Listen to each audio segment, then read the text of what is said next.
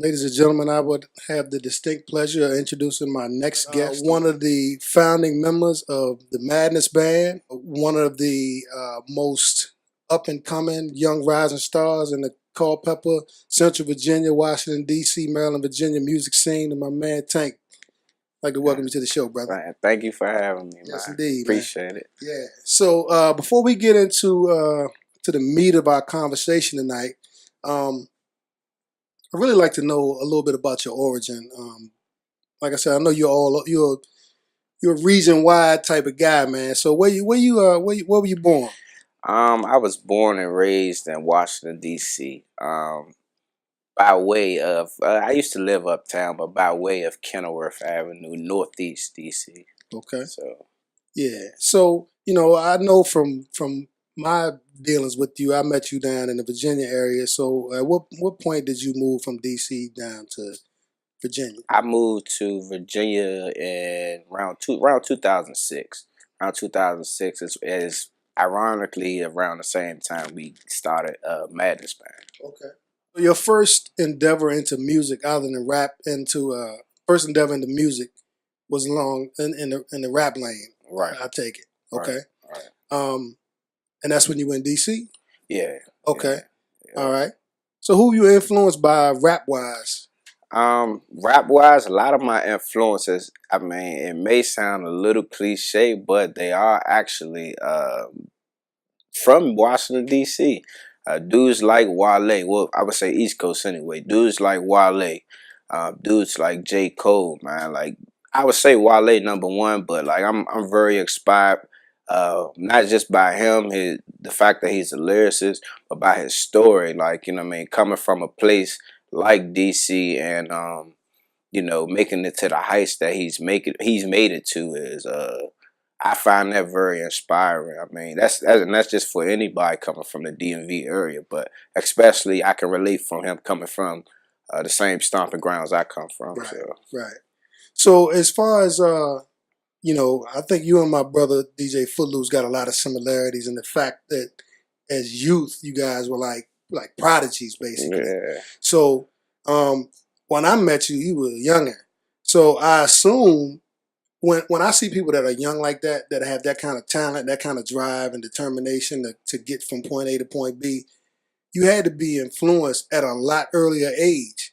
We're picking up influences in our youth, but some of us we latch on to some things that the average person don't latch on to. And like I said, my brother's coming on here soon, but since you were so young, you had to have gone to some go-go's or something early to get influenced the way you did. So can you talk about your earliest influences with go-go? Yeah, I would say the first band I ever saw live was a band that's from around my neighborhood called M.O.B. Okay.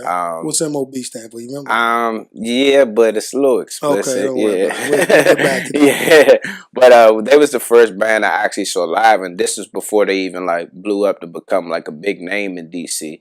And but after that, I got a cousin, Big Six. He's the lead mic for Raw Image, so I got a chance to see Raw Image live. And the very first band and show I saw that actually inspired me was Junkyard. Okay. I got to see Junkyard live, and that's kind of what gave me my go-go buzz. Honestly, just watching them dance and watching them the show they actually put on. But I've been going to the go-go since I was 13 years old.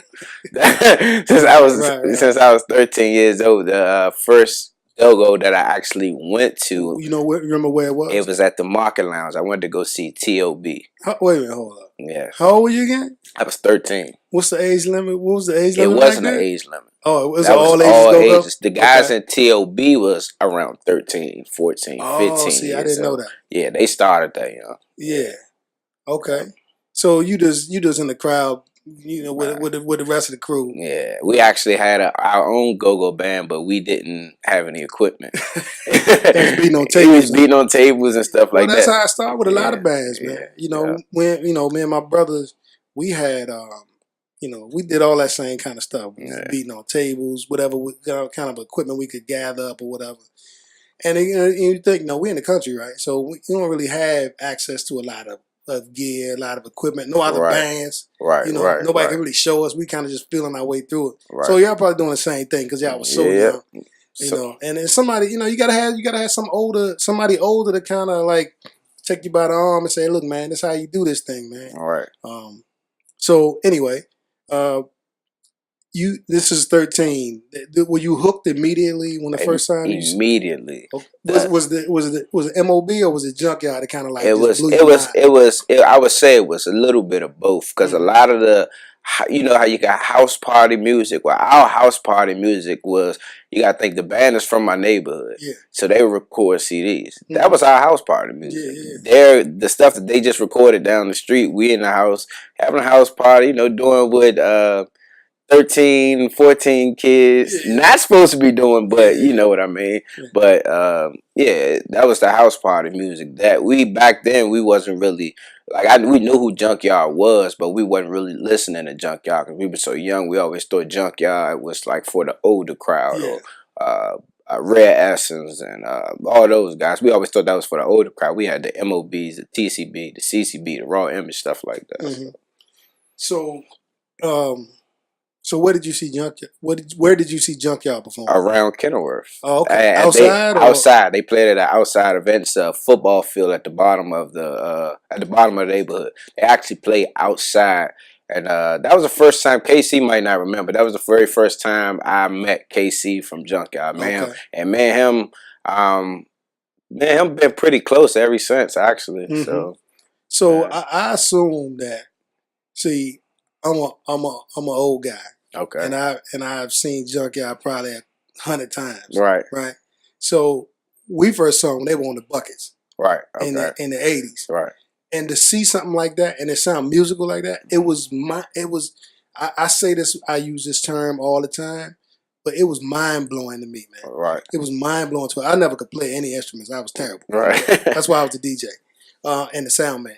But I can probably relate to how you felt the first time you saw one of these bands perform, and just because I wasn't there in Kenilworth, but I assume there's probably 1,000 people out there. Yes, it was a whole lot of people out there. And my whole thing was like I've always been a fan of the music, but just seeing like a lot of times when I go see bands, I don't really dance. Yeah. So I'm even to this day I'm still a student. So at any given time you can catch me in awe on the side of the stage just watching. So, I prefer to watch the show than to actually enjoy the show. It's Mhm. kind of weird, but So so as far as you say, you're a student of the music, and I can Mhm. really attest to that because you've been asking me questions since I first met yeah. you. And as far as whether they directly influenced you or directly taught you or indirectly taught you, who were the people in Go-Go that really kind of said, "Man, I really want to do what he's doing."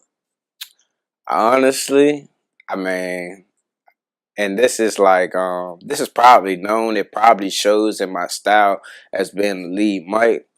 Rapidu. Right. He to me, Rapidu it's beyond his mechanics. It's beyond his. He make it look effortless. Yeah. When I was younger, when I heard about Northeast Groovers, when I heard 911, it was always that signature voice. So Mhm. my mindset on Go-Go was that's the signature Go-Go voice, Mhm. Rapidu's voice. So then, like even back then to now, he's still he's elevated now. He's on a whole different level now. But to this day, I'm still inspired by a lot of the things that he's still doing to this day. He's evolving with the time. So I assume he's your favorite. Yeah, he's my favorite, and I talk to him a lot too. Yeah. So I think I don't think what people have an appreciation for in Go-Go specifically, and I don't want to stay on Go-Go all night, but Go-Go is such a big part of your upbringing. Right. I like to talk about it because I think it's a lot of people in the game, regardless of what you're doing, especially nowadays because everybody's famous and everybody thinks they're talented. The lead mic in these bands are generally speaking the band leader. Correct. So and I don't mean just the guy that gets the checks and Mm. gets all of the publicity and so forth. You're the guy that's directing the show. Right. I just had a dweller on here, and he was, it's reggae, but it's the same kind of idea. If you don't have enough understanding of music, you're gonna struggle trying to lead your band. Right.